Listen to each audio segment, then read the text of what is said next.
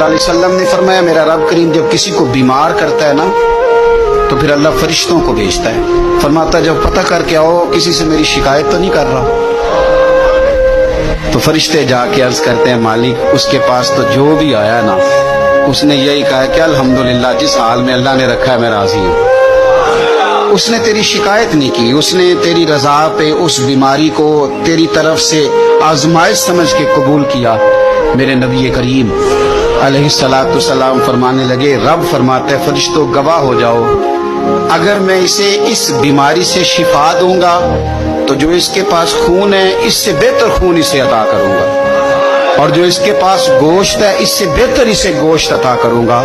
اور اگر میں اسے اس بیماری میں وفات دوں گا تو پھر میں اسے جنت عطا کروں گا،